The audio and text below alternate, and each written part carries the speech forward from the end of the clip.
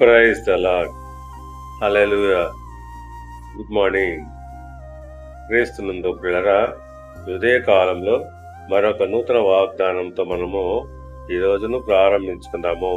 ఈనాటి దేవుని వాగ్దానము ద్వితీయోపదేశ కాండము 3వ అధ్యాయము 22వ వచనము. మీ దేవుడైన యెహోవా మీ పక్షముగా యుద్ధము చేయవాడు.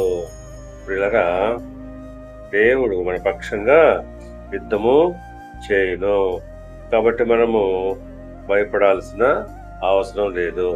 ఎందుకంటే ఆయన మన పక్షంగా ఉన్నప్పుడు మనము దేనికి కూడా భయపడాల్సిన అవసరం లేదు.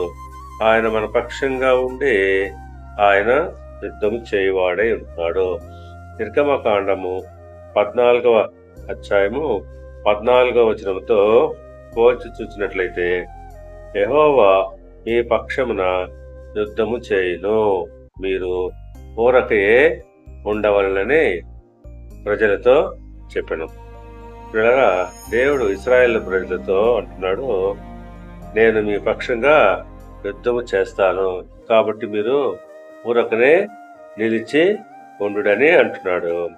అవును, ఆ ప్రకారంగానే మనము ఏ విషయంలో కూడా భయపడాల్సిన అవసరం లేదు.